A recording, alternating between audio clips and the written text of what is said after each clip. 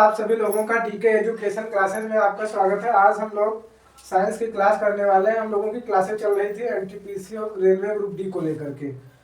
मैं विश्लेषण जो भी क्वेश्चन आए हुए हैं एनटीपीसी ग्रुप डी में उसके मैं क्वेश्चन साइंस में लेकर के आ रहा हूँ। इससे पहले मैंने पहला चैप्टर पढ़ाया था, वो चैप्टर आपने पढ़ा था अदिश एवं सदिश, स्केलर एंड वेक्टर। स्केलर और वेक्टर में हमने देखा कि सदिश किसे कहते हैं, अदिश किसे कहते हैं। उसमें हमने पढ़ा कि सदिश अदिश जो होता है उसमें मात्र परिणाम होता है और सदिश में क्या होता है, दिशा होती है। ठीक है, उसमें हमने फिर क्वेश्चन देखे कि कार्य, ऊर्जा, ताप, दाब, क्षेत्रफल, चाल, ये सारी चीजें अदिश में आती है। सदिश में क्या आता है, वेग, त्वरण, बल, आघूर्ण। ठीक है, बल हो गया, आवेग हो गया, संवेग हो गया, भार हुआ, ये सारी चीजें सदिश में आती है। अब एग्जामिनर उसमें क्वेश्चन पूछता था इसमें से सदिश कौन है, इसमें से अदिश कौन है, या इनमें से सदिश नहीं है, तो 4 ऑप्शन देता था। इस तरीके के क्वेश्चन आपके पेपर में देखने को मिलेंगे। अब आज मैं अगला नेक्स्ट चैप्टर कराने वाला हूँ विमीय विश्लेषण। हमने एनटीपीसी में क्वेश्चन बहुत सारे देखे हैं, प्रीवियस ईयर पेपर को उठा के हमने देखा तो उसमें विमीय विश्लेषण से क्वेश्चन हमको देखने को मिले हैं। यदि आपने डीके एजुकेशन क्लासेस पर नए हैं तो डीके एजुकेशन क्लासेस को लाइक करें, शेयर करें और सब्सक्राइब करें। आइए आज का दूसरा चैप्टर देखते हैं, विमीय विश्लेषण। क्या पढ़ना है, विमीय विश्लेषण।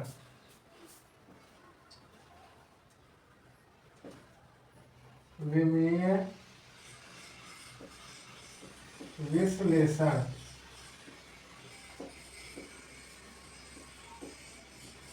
जिसको आप इंग्लिश में कहते हैं डायमेंशनल एनालिसिस।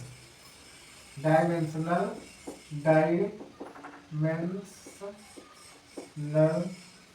एनालिसिस।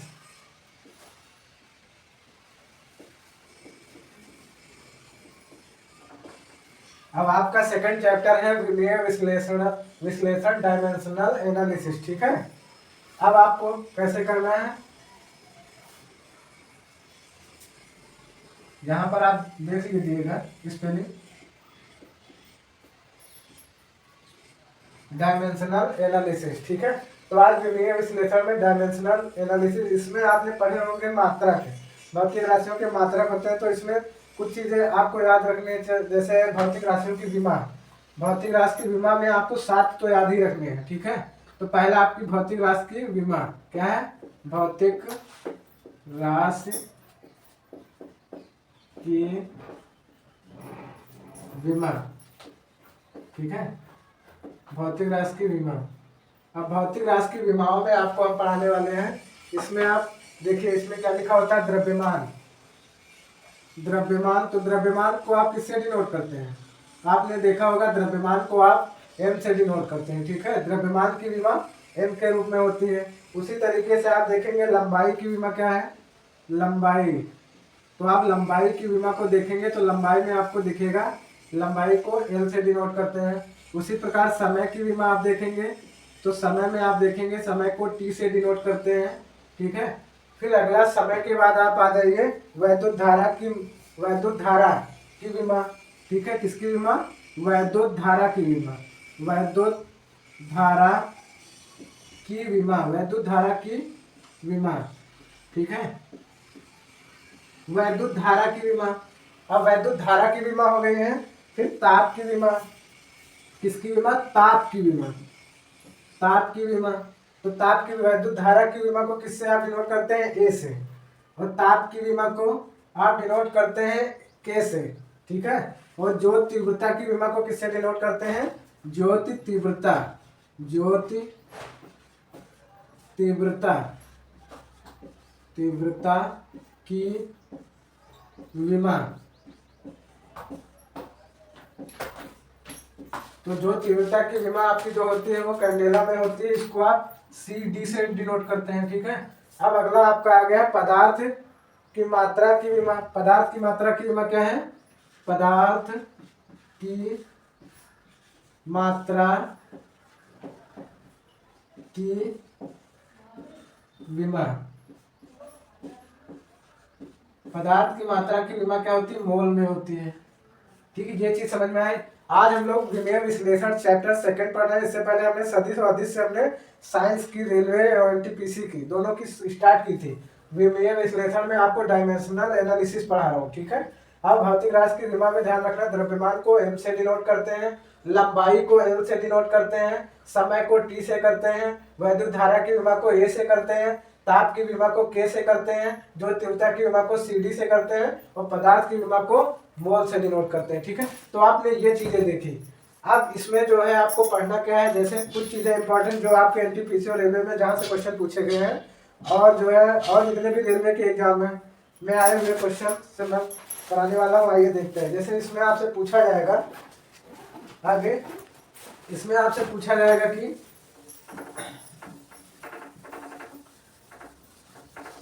अब यहाँ से आप फार्मूला भी इसका जो है मात्रक भी याद कर सकते हैं कि इसका मात्रक क्या होता है। जैसे मान लीजिए विमेय विश्लेषण में आप पहला ले लीजिए क्षेत्रफल। तो क्षेत्रफल को आप कैसे लिखते हो, क्षेत्रफल। तो क्षेत्रफल में आप देखेंगे क्षेत्रफल का मतलब क्या होता है, लंबाई गुणे चौड़ाई, लंबाई गुणे चौड़ाई, है ना। ऐसी आकृति जिसमें लंबाई और चौड़ाई दो चीजें होती है। ठीक है, क्षेत्रफल लंबाई और चौड़ाई। ठीक है, तो लंबाई को आप क्या करते हो, एल से डिनोट करते हो। ठीक है, और ऐसे गुणे चौड़ाई, अब एल गुणे बी, मान लो बी से करते हैं, बट आपको यहाँ क्या देखना है, दूरी ए भी है, दूरी ए भी है।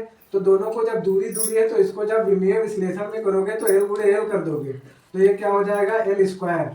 एल स्क्वायर का मतलब है कि आपका ये मीटर आ रहा है। तो इसी तरीके से आपको पेपर में भी आएगा ऑप्शन, वहां दे देगा एल की पावर टी की पावर एम की पावर -2, टी की पावर 0, एम की पावर 0, और यहाँ पर दे देगा एल की पावर स्क्वायर, फिर एम की पावर 1 दे देगा, टी की पावर -2 दे देगा, और एल की पावर -1 दे देगा। फिर एक ऑप्शन और दे देगा, टी की पावर -2, एल स्क्वायर दे दिया। अब इसमें से आपसे कहेगा कि आप बताइए इसमें से क्षेत्रफल की विमा कौन सी है, तो आपको क्या टिक करना है, यहाँ पर ऑप्शन नंबर 2।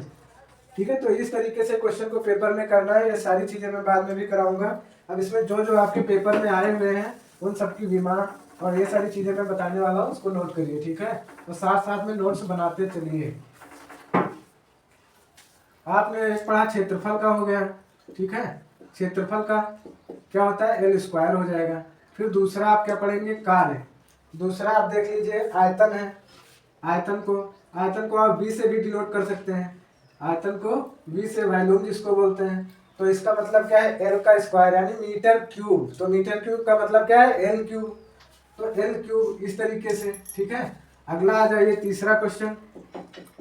तीसरे में आप देखेंगे कि जो है वेग दिया है, वेग। अब वेग बराबर क्या होता है, वेग में क्या होता है, विस्थापन में परिवर्तन बटा समय होता है। क्या होता है, विस्थापन में परिवर्तन, विस्थापन में परिवर्तन। ठीक है, या विस्थापन बटा समय भी कर सकते हो। ठीक है, विस्थापन बटा समय, विस्थापन में परिवर्तन बटा समय, तो इसमें ये क्या हो जाएगा, एल बटा टी। ठीक है, तो इसको आप ऐसे लिखोगे, एल टी की पावर -1, क्योंकि ये टी नीचे है, वाई ने दिया, ऊपर जाएगा तो टी की पावर -1 हो जाएगा। इसी प्रकार से आपको चौथा करना है। ठीक है, चौथे में आप देखेंगे चाल दिया है।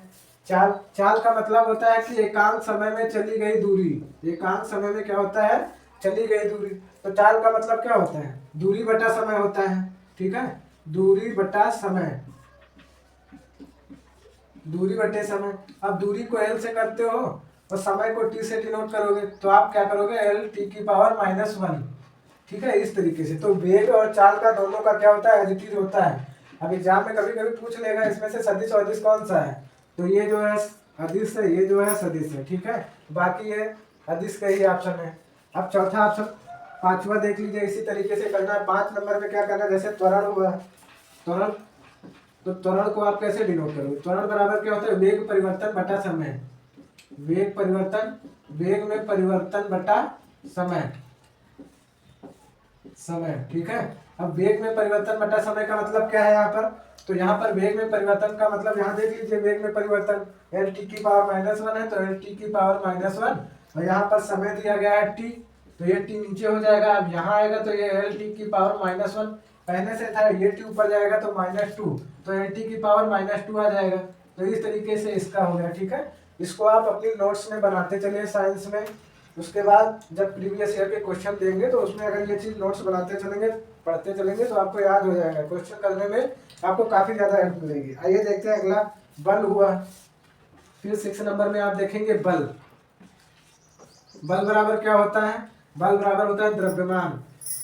बल बराबर द्रव्यमान गुणे क्या होता है, त्वरण होता है। बल बराबर द्रव्यमान, द्रव्यमान गुणे त्वरण, त्वरण। तो द्रव्यमान को मैंने किसमें बताया है, द्रव्यमान को m से डिनोट किया जाता है। तो यहाँ पर आप देखेंगे ये हो जाएगा, द्रव्यमान का मतलब m हो जाएगा, और यहाँ पर त्वरण का मतलब क्या हो जाएगा, त्वरण यहाँ दिया गया है lt की पावर -2, तो गुणे lt की पावर -2 बराबर ये हो जाएगा m की पावर 1। अब आप m की पावर 1 लिखिए या नहीं लिखिए, ठीक है, lt की पावर -2, तो इसको आप ऐसे भी लिख सकते हो m की पावर 1 lt, m की पावर 1 और t की पावर -2, या फिर ml t की पावर -2। तो दोनों तरीके से आप कर सकते हो, ठीक है, ऑप्शन में कुछ भी हो दे सकता है इस तरीके से। अब अगला देखिए, अगले क्वेश्चन में क्या करना है। अब यहाँ पर बल, मैंने बताया था बल क्या है, बल आपका सदिश है। तो पिछले भी क्वेश्चन इससे भी करते चलिए, कॉन्सेप्ट को मजबूत करते चलिए धीरे धीरे, ठीक है। अब अगला क्या है, बल के बाद आपका क्या आता है, कार्य। बल के बाद क्या आ जाता है, कार्य। कार्य, बल के बाद क्या आ जाता है, कार्य। कार्य का मतलब क्या होता है, बल गुणे विस्थापन। कार्य बराबर क्या होता है, बल गुणे विस्थापन, विस्थापन। कार्य बराबर होता है बल गुणे विस्थापन। अब बल का मात्रक आपने क्या लिया है, बल जो है यहाँ पर ml t की पावर -2 है, ml t की पावर -2, और विस्थापन क्या है, l है, तो यहाँ पर ml t की पावर l² t की पावर -2 हो जाएगा। अब आपको ये ध्यान रखना है, ये भी आप यहाँ ध्यान रखिए कि ये कार्य जो है आपका जो है क्या है, अदिश राशि। अब कैसे कार्य अदिश राशि, कार्य की कोई डायरेक्शन होती है, कोई डायरेक्शन नहीं होती। बल एक डायरेक्शन में लगता है, बल आप एक डायरेक्शन में लगा सकते हो, मगर कार्य, कार्य तो कार्य होता है, ठीक है। तो इस तरीके से ये अदिश है, ये सदिश है। अब अगला आइए आगे करते हैं कुछ क्वेश्चन।